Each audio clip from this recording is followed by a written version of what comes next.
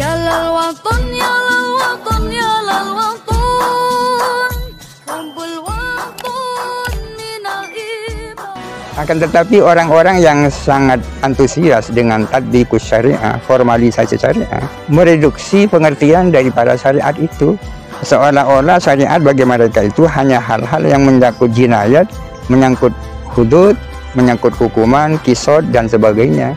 Padahal ajaran syariat yang menyangkut jinayat dan ukubat itu tidak lebih daripada 1% daripada ajaran syariat. Dan kalaupun ajaran syariat di sini diformalkan, saya yakin akan sulit juga diwujudkan dalam kenyataan.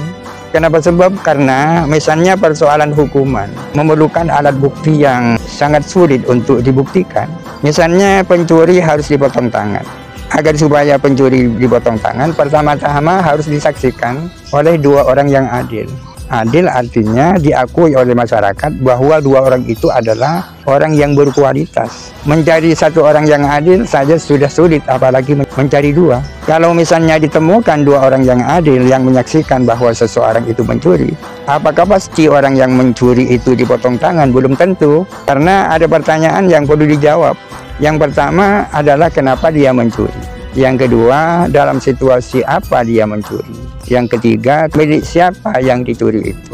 Kemudian, berapa banyak barang yang dicuri itu. Kalau beberapa pertanyaan ini tidak bisa dijawab, berarti masih ada kesangsian, ada syubhat. Padahal katanya hadis, idra'u al-hudud bisyubuhat. Hendaklah hukuman-hukuman had itu tidak dilaksanakan selama masih ada syubhat. Persoalannya belum clear. Itu persoalan pencurian. Saya tidak tahu kira-kira ada berapa orang yang dipotong tangan dengan alasan mencuri mulai dari zaman Rasulullah SAW sampai sekarang.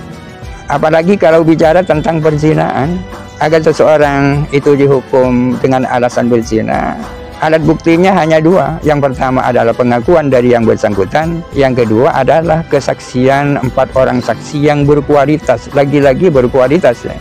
Hampir mustahil ditemukan 4 orang saksi yang berkualitas dan benar-benar melihat secara jelas praktek perzinaan itu. Pertanyaannya, apa tidak bisa diganti dengan CCTV misalnya, alat-alat modern?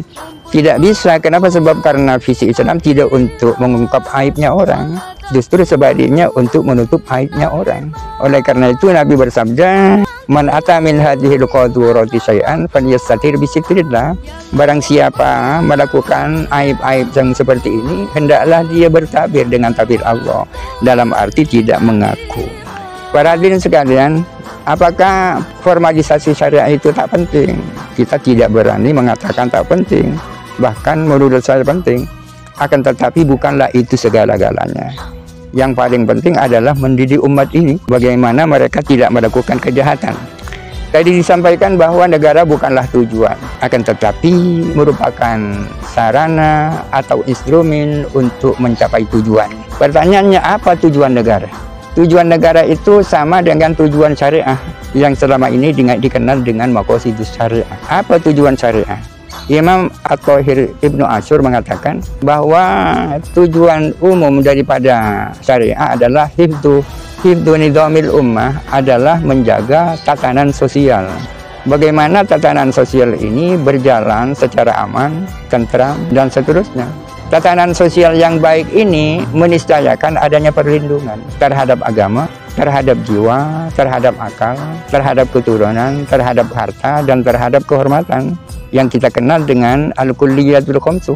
Hifdzud din, hifdzun nafsi, hifdzul akli, hifdzun nasri atau hifdzun nasab, hifdzul mal, dan hifdzul irdi.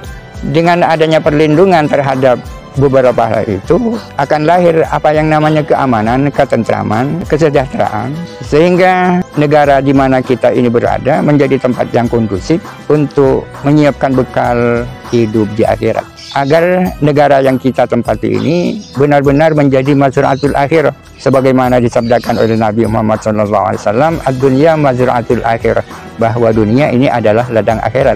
Ada orang yang mengatakan bahwa dunia ini adalah segala-galanya. Kenapa dikatakan segala-galanya? Karena bahagia tidaknya kita di akhirat tergantung upaya dan persiapan kita waktu di dunia.